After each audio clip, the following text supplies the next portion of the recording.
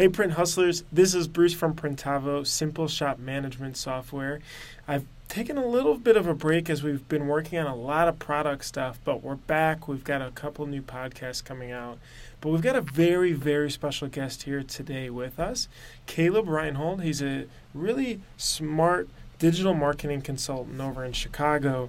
We actually chatted, and he's chatted with a couple of our customers, other fellow print shops, and I wanted to bring him on the show to talk about really SEO and email marketing, which we get a bunch of questions on, and we're just going to dive in and be able to chat from there. But Caleb, thanks for joining us.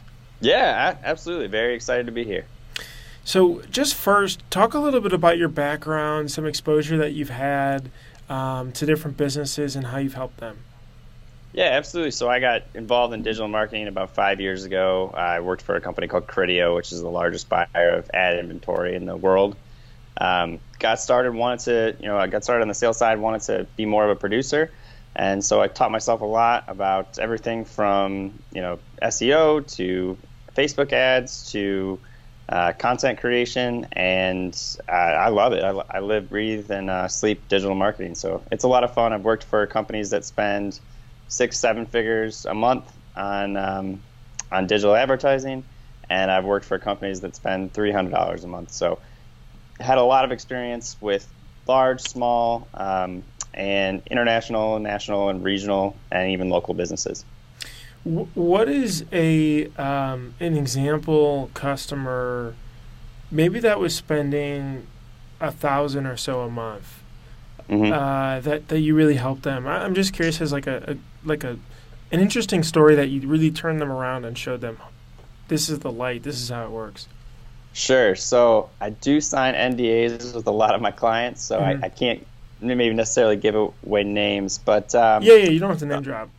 Yeah, so I worked with a company here in Chicago. Actually, was a print shop. They were spending on Google AdWords. They were spending around $1,500 to $2,000 a month. They were achieving like a 1.5 return on ad spend, which is not great, not where you want to be. We were able to turn that around. We averaged out the last summer with a 3.2 return on ad spend on AdWords. Just able to basically double what they were getting, essentially in quotes sent out and in orders received, ultimately double that return on ad spend. So that was really a fun project. They spent a lot of time on content marketing and email marketing. They had a lot of other ways to drive business outside of paid advertising, which I think is always, that's where the real power is in digital marketing. I think that there's a lot of opportunity that's left on the table. People think that sometimes that the only way you can make money is to spend money. It's not always true with digital marketing. Yeah, that's so interesting. I feel like things have totally flipped on their head as online paid ad platforms like Facebook and AdWords and LinkedIn ads and all those have sprung up to be able to reach so many people so quickly in the last 8 or so years. It's been nuts. So I'm actually curious. I know we're digressing off of email, but I'm actually curious about that client. How did you measure the return on investment that you talked about? So you said there was like a 3-point-something return. So they call it spend $1,000, right? And they get $3,000 back in sales, let's say. How did they measure? Did they say, okay, this customer came through this ad and we tagged it because they contacted us from a contact? Or like, how do you attribute the ad spend to that dollars, those sales? Yeah, so that's a really good question. And I think that's where a lot of companies, regardless of industry, kind of fall off. Attribution is probably the most important thing, because if you don't have a good picture of it, you really just don't know where your money's going and what the results are. So that's where I think working with someone who works in digital marketing, on a full-time basis really makes a big difference. A lot of people, are very capable of being able to run digital marketing campaigns on their own. The difference is, what I did is I used it's called UTM tracking, right? So it's essentially using tags that go onto the links that that you include in your ads or you include in any type of email. It essentially just identifies the link, lets you in Google Analytics take a look at where, what campaign did this come from, what spend is it related to, and essentially it lets you kind of categorize your results or your conversions based on the campaign, the medium of the campaign, whether it's a cost per click campaign, or it's an email campaign, or it's a content campaign. So what we were able to do is just tie in quotes. This customer used a CRM system that was specifically designed for digital marketing. They used HubSpot, so it was really simple for them to do this. But essentially what we were able to do is identify quotes that came in through a certain campaign. And that was obviously this AdWords campaign. So we were able to segment those customers and then track what their value was over the next 90 days. And HubSpot actually has a free version too for the marketing. I'm not sure, I guess, if they can use that for the free version, but I do know that they have a free CRM and marketing platform. Yeah, HubSpot's great. I mean, they've got plenty of options that fit for a lot of different types of clients. And then on top of that, HubSpot's, they're all about putting out good information. And, like they created inbound marketing essentially. And I would just recommend anyone cruise over to HubSpot.com, check out all their blogs. They're just tons of value-packed information on a daily basis. Yeah, that's interesting. So especially being able to tie all of that marketing spend into a CRM is pretty neat, although is much more difficult in practice than it is just saying it. And for everyone out there, I think attribution, like you said, Caleb, is probably the most difficult thing to do. So just as a heads up, I feel like for people to know that this isn't like a very trivial thing that, even big companies have a tough time saying, was it this ad? Was it this ad? How do we attribute it? But we in-house, we use a company called Close.io, at least for our CRM. And we just roughly calculate the ROI on ad spend just based on the people that we sign up each month, which isn't directly correlated, right? Because even for a print shop, you spend X dollars, they may not convert then, but they can convert in 30 days. Well, did they click 2 different ads from Facebook and from Google? Which one do you attribute it that way, right? So there's all these goofy questions. Anyhow. Yeah, the best advice I can give is, the earlier you start looking at attribution and trying to understand where your spend's going and what spend is bringing in, what effort, really not just spend, but what effort is bringing in, sales and orders. That's really the most important thing, is starting early, because it just gets harder and harder to catch up as your business grows and as you start to use digital marketing as more of a tool in your toolbox. Sure. You just actually brought something up that I wanted to ask on. No, it just slipped my mind. But let's hop into the main topic here. So email marketing, this is something I push shops on hugely, and that's because that's how we grew a lot. Is initially every time we send out. Oh, actually, I'm sorry, I just remembered. Let me hop back. Go ahead. For a physical company, I think attributing AdWords and paid ad campaigns to retail sales is easier, right? Because Shopify, these big commerce, these tools out there have plug and play options to plug right into Facebook ads, retargeting ads, all that. But what about custom, right? So you go in, like the hat you're wearing, you need 50 of them made, you click on a Facebook ad, that generates a sale, and this is very, very similar to your customer. I've always recommended shops to use either a coupon code of some sort or a sale, so a platform-specific sale. So we were running this sale only on Facebook, so that way you know that those people who went to that and sold, you can exactly attribute that. Is there any other good ways that you maybe did in the past or that you could think of? Well, so this is kind of a sophisticated option, but that's a great way to go in terms of using a coupon code is awesome, because you could have different coupon codes for each different platform, right? So that's always a great way to go. And then running platform specific sales is a really good idea too, because so Facebook, right, is demand generation, right? You're pushing out an offer to someone who's not necessarily in the market for it. And you might get lucky. I might need 50 of these hats, but the chances of that happening on a consistent basis are not strong. When you do something like AdWords, that is demand fulfillment, right? So someone has the need, they're searching those bidding on the keywords, right? Exactly. Yep. So you want to structure your campaigns differently either way based on the platform that you're using. But just the simplest way to attribute things, if you aren't very great at analytics and you're not using Google Analytics on a consistent basis, is just different landing pages.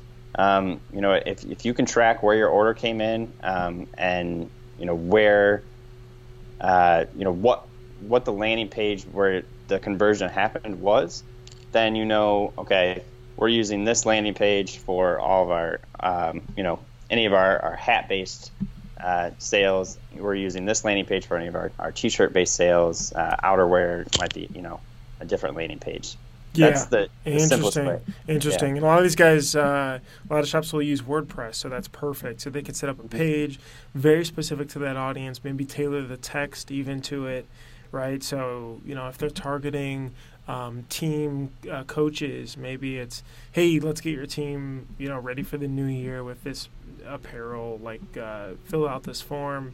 Then they can tag that person. Once they fill out that form, that then goes to, if they're using a CRM, if not, I just write it on a piece of paper or anything to be able to say, okay, anything. 8 customers came from, this is the total sales that we can attribute later. Smart idea. I like that, Caleb. Cool. Email marketing. So where do shops even get started, right? So I always hammer, we ran a shop, we sent out a bunch of email maybe every other week or so about a sale or a promotion or something to check out that we did, and that helped drum up a lot of sales initially for us at a very low cost. Let's say a shop's already existing and they're running.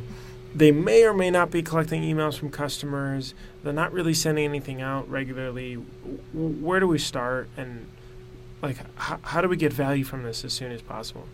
Yeah, so the first thing to do, the first place to start is grabbing every email address, from every customer. If anytime an order is placed, hopefully you have a CRM in place already, but getting that email address from your customers, that's the most important thing. That's smart. Do you give them something to get it in return, or do you just ask and they don't need it?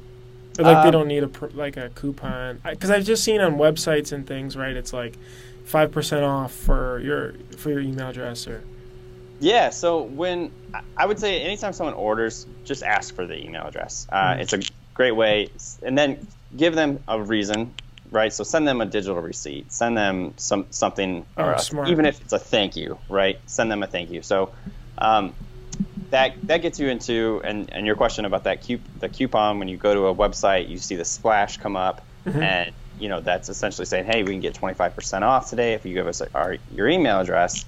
So that brings me really quickly to segmenting, right? So grabbing every email address you can is really important, obviously. And then your second step is segmenting. How'd you get the email address? What are those people interested in? Segmenting is essentially saying, this is a group of people who are going to be interested in different things than the entire list as a whole. Right, so if someone goes to the website and they're interested in a discount, it's a clear indicator that they'd be more likely to be interested in discounts moving forward. If you're having a sale, if you're doing a St. Patrick's Day, special for your shop, or you're printing St. Patrick's Day, T-shirts for organizations. If you know that you have a discount-based segment already, those are the people who are going to be most likely to respond to an offer that you might create, right? Rather than existing customers who would be more interested in things around their order, or their existing order history. So segmenting is really the second place you start, and you can do that really easily using a tool like MailChimp or Constant Contact. I recommend MailChimp to everyone. So MailChimp, okay, MailChimp.com, I think most people have heard of it. That's a great tool. They've actually gotten really powerful and keep iterating on their products. Pretty neat to see. What about, so segmenting, so you're saying if we're collecting email addresses off of our website, that's a segment. If they actually bought something and they're our customer and we collected it that way, that's a segment. Or is it even deeper as far as the type of customer? So yeah, you really the power is in going as detailed as possible, right? So high lifetime value customers that reach a certain threshold, right? That's a great list to have. And then knowing that someone, for a print shop, right? Someone ordered a small order, like they have an organization that maybe has 25 members. They're not doing large orders.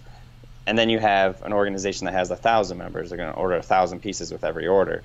Obviously, you know that the needs of that customer versus the 25 are going to. There's probably going to be a variance there.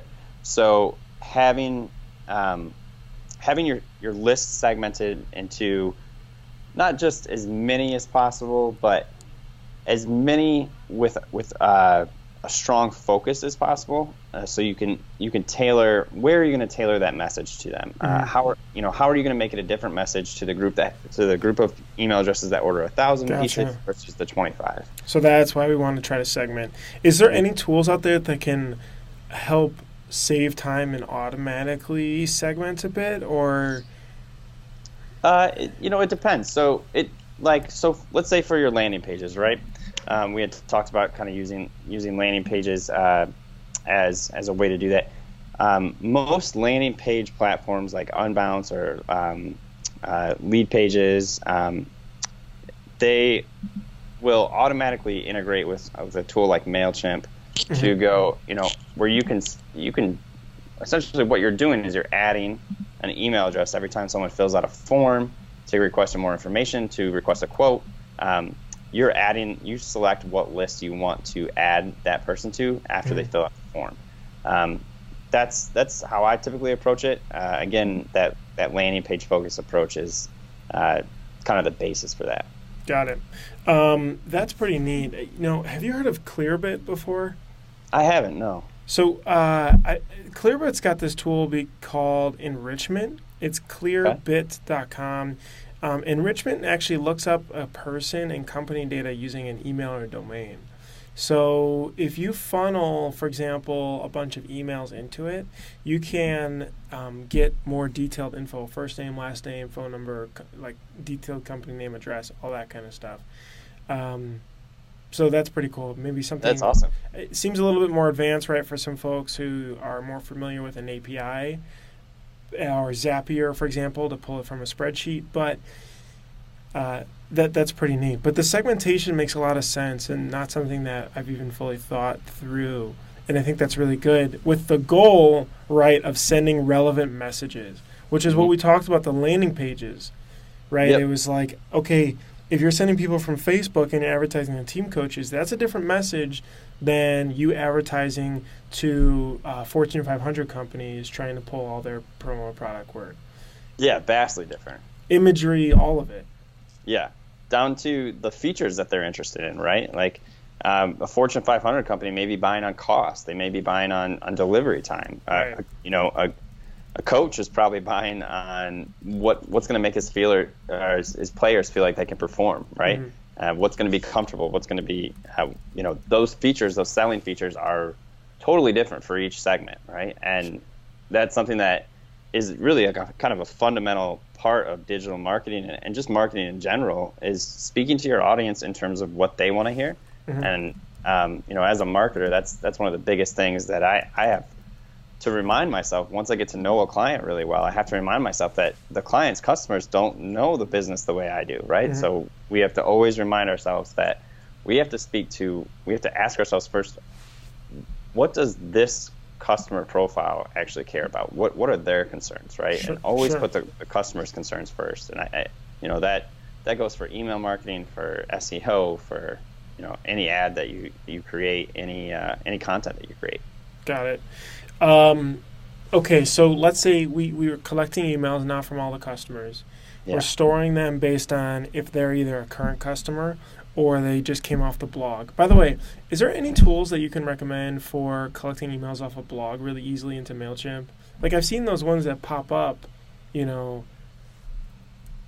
Collecting emails off of a blog. or not even a blog, just your website. They go to davesprintshop.com. It pops up to say, would you like 10% off your next order? Or give us your email address. You know that. Sure. So, it depends on what you're using. I know for Shopify, there's tons of free apps that you can get in the App Store on Shopify to put up that splash page and grab an email address.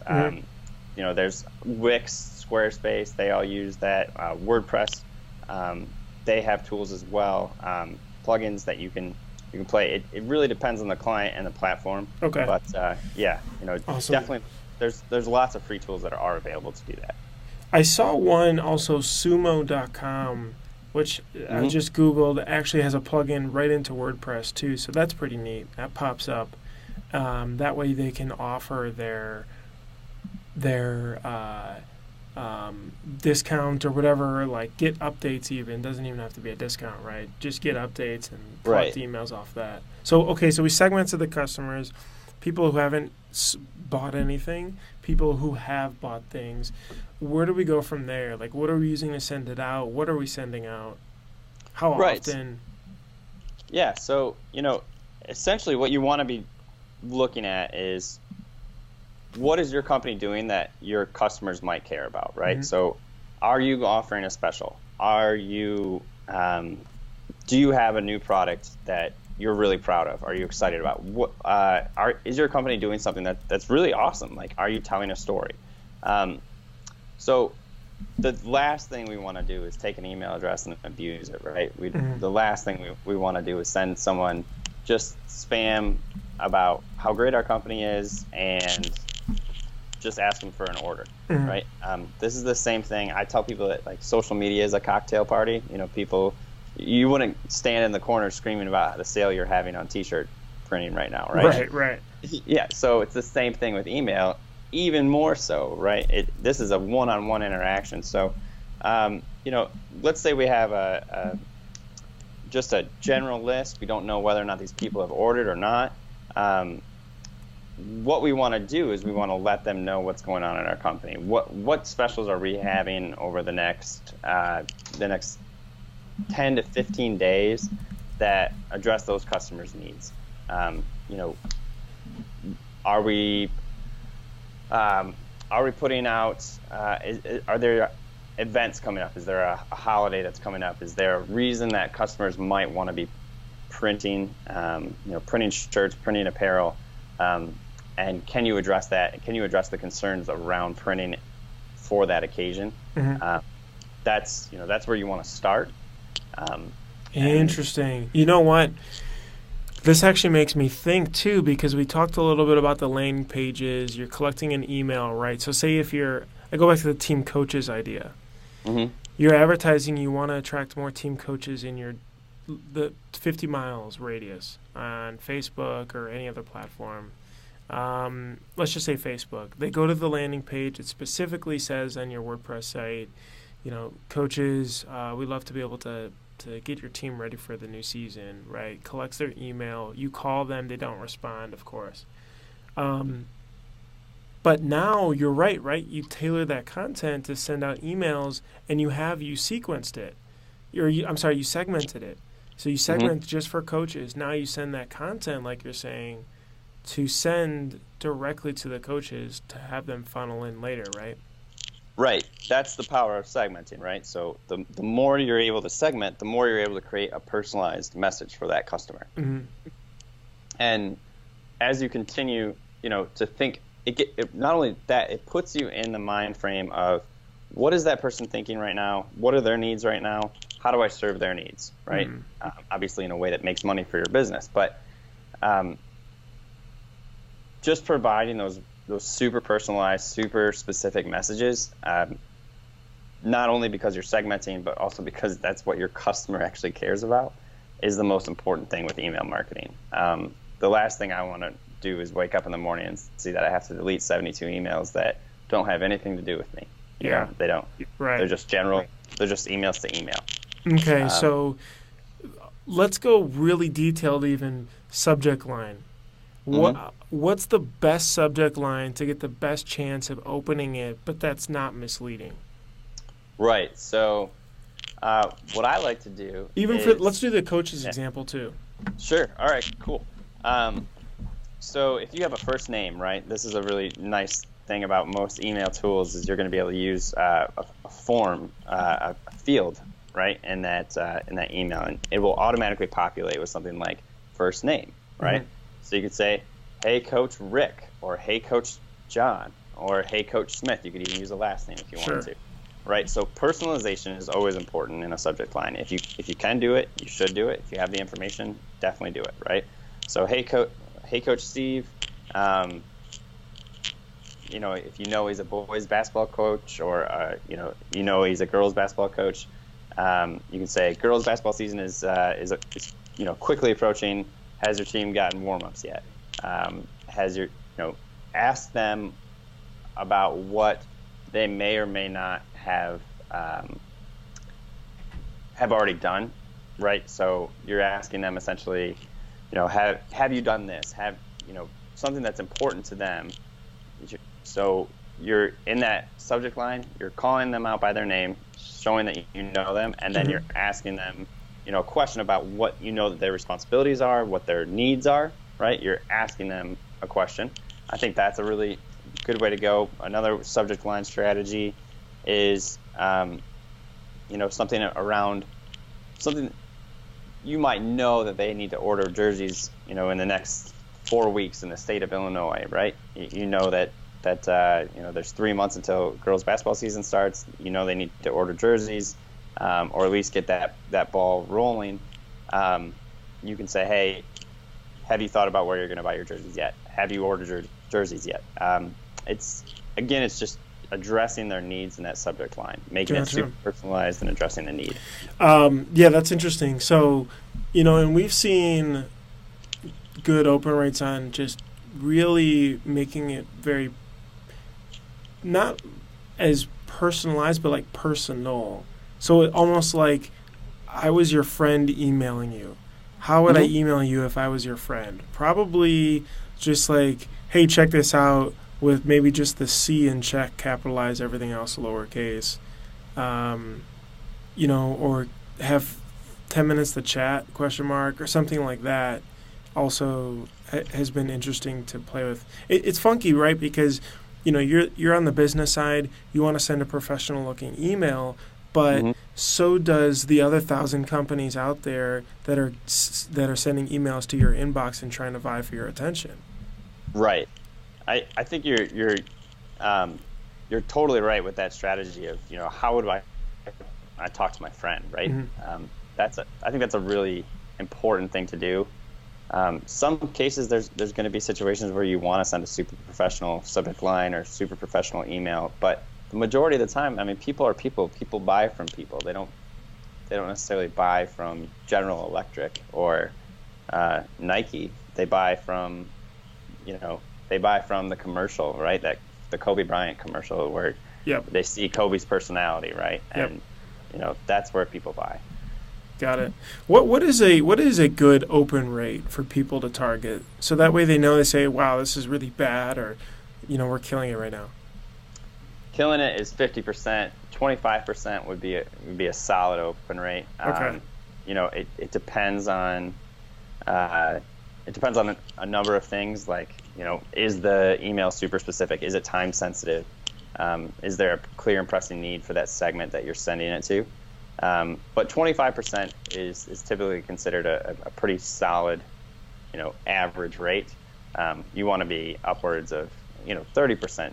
You're doing well. 35%, you're doing well. Got it. Okay, that's solid. Okay, let's get into the body. So we wrote our subject line. We picked something like, Coach Rick, are you ready for the new season? The body, what are we doing? How long are we trying to target? Are we putting in attachments? Are we putting in phone numbers? Help guide me on that. Yeah, sure. So a lot of people are from the school of thought, just keep it a text only email.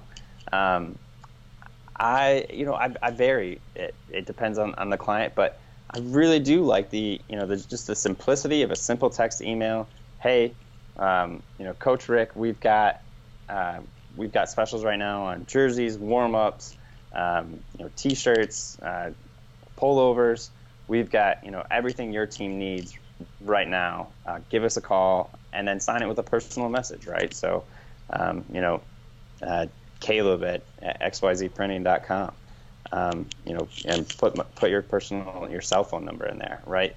That personalization, just like you were talking about earlier, keeping it like you would send an email to a friend, that's a powerful play. And if you do that throughout the entire body of the email and in the signature, it seals the deal almost. Okay.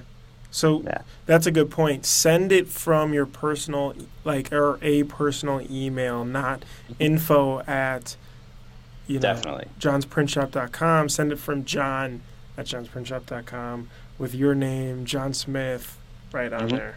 Okay. Yeah, and you can, in most of the email clients, like MailChimp or Constant Contact, or HubSpot even, you can change the reply to address so it doesn't flood your personal inbox. A quick trick is just creating, John S at xyzprinting.com if your personal email address is john at xyzprinting.com. That way your inbox isn't going to be flooded when you send out 8,000 emails to every coach in the state of Illinois, Michigan, and Indiana.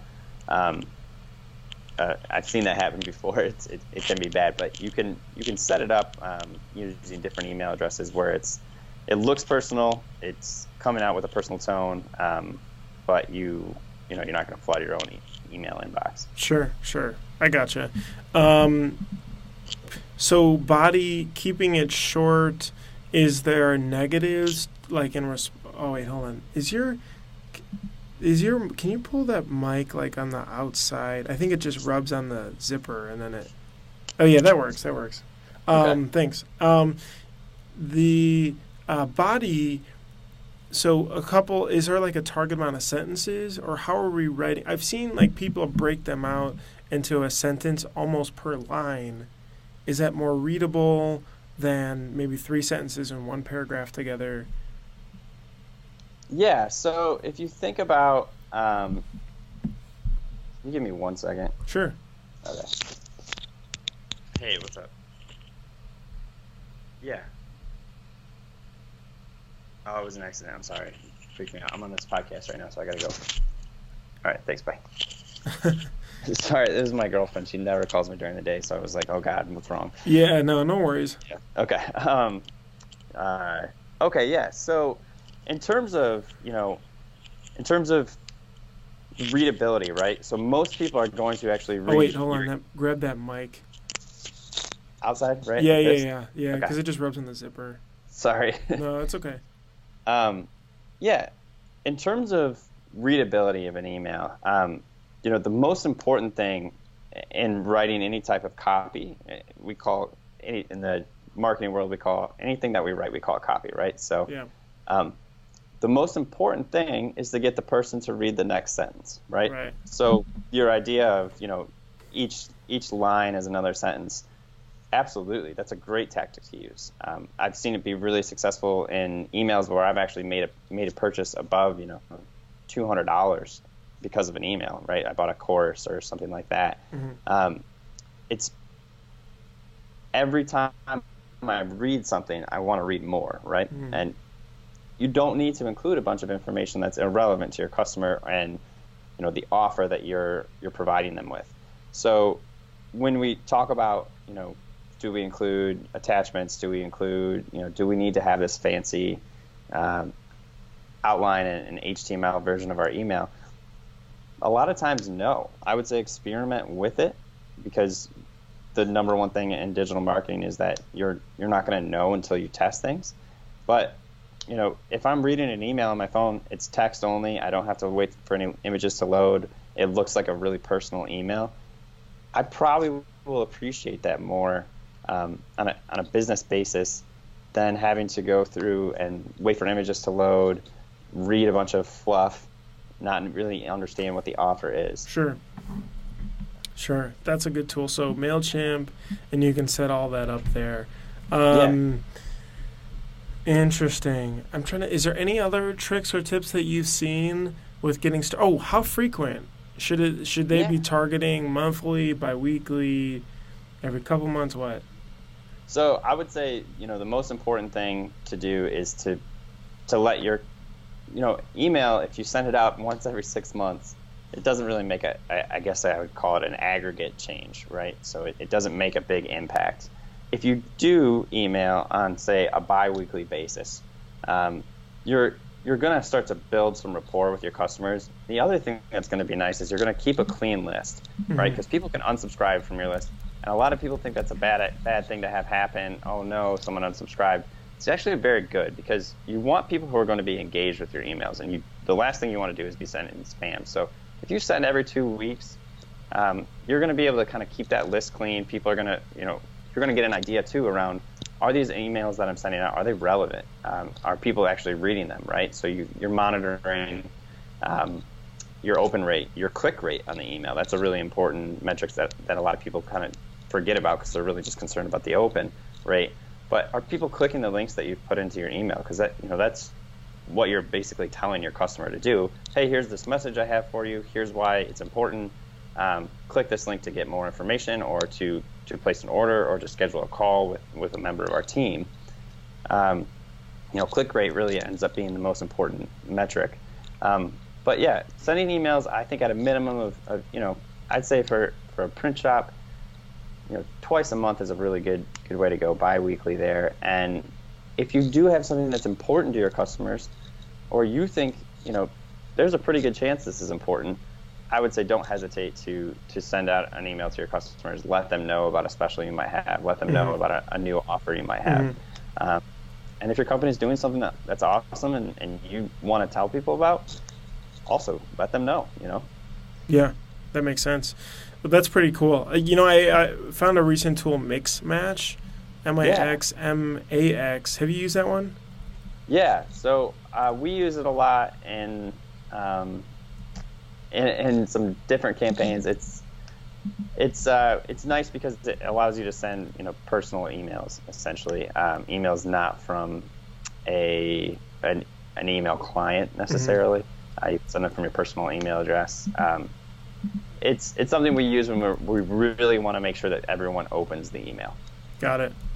Very cool.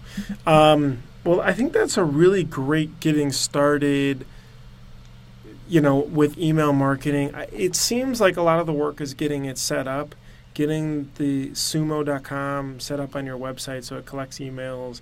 Collecting emails is a part of your sales process. So when the person wants a quote or anything, it's not just the quantity of garments, it's also their email address and name, and then setting up the campaigns. But then it seems like there's less work kind of trailing, which is the maintenance of it, right? With creating the content to send out later and checking in and holidays and events and anything relative to what's going on that segment would find valuable. That's where more time needs to be created. And I know, so that's awesome, Caleb, and I really appreciate some of these tips that you've put out here. I know we wanted to go over SEO too. I don't know how much time we have, so we may have to break this into 2 parts, but let's just do it in a quick high-level summary for people in 5 minutes. And thinking through this, I mean, most are more geography focused. So, for example, if they're in Nashville, it's Nashville custom T-shirts and wanting to show up higher. What are maybe 5 or a couple different tips that people could take away and do on their website or other websites now to help improve for visibility in Google? Absolutely. So number one most important thing is claiming your business on Google Places. Making sure that you claim the listing for your business that shows up in the right-hand column on search results is probably the most single important thing you can do for SEO on a local basis, right? So if you do have a shop in Nashville, you need to be able to claim that business, put in your hours of operation, your correct phone number, the correct website, on an from an SEO point too. When people look up a company, 95% of the time they're going to do it on their phone, right? You need something right now. You're having a conversation with someone. You're gonna Google it on your phone, and if the first thing that shows up in Google results on a cell phone is a map, right, of businesses nearby you. That getting that places listing, that Google Places listing, is going to make a huge difference as to where your company is going to show up. Okay. So that's probably the most important thing. The next thing is having contact information that's consistent across the entire web, right? So using a directory tool like Moz.com, they have that's Moz.com. Mm-hmm. They have a subscription service that you can use. I can't remember what the cost is per month, but basically it ensures that across all the directories on the web, so like YP.com, Yelp, Facebook, Google, your company has a consistent address, phone, and website. Interesting. That's really important. A lot of people forget that, but it's an easy fix, and using a tool like Moz.com, you can solve that problem pretty quickly. And then the next thing really is the page title of your homepage. If you do have a shop in Nashville, Nashville screen printing, Nashville t-shirts and apparel. Describe what it is that your company does, the number one thing that your company does, put the locale in front of it, and then put the title of your company, and then that's your page title. That's really it's still really important. A lot of people will say that those tags aren't important. It's called a title tag. It's not as important as it used to be. The more important thing is that you have content around what your business does and the search terms that you want to be found for. Okay. So that leads, there's 3, 4, and 5 would be honestly creating content around the search terms that you want to be found for. If you want to be found for printing high school basketball jerseys, write a blog about it. Write a blog with bullet points about the most important things about how to print, high school basketball jerseys. That is what Google's looking for. That's what people are searching for. Sure. Where can I print high school basketball jerseys? Got it. That's huge. And I know that's super quick for everybody, but we'll have to expand on it in a different one.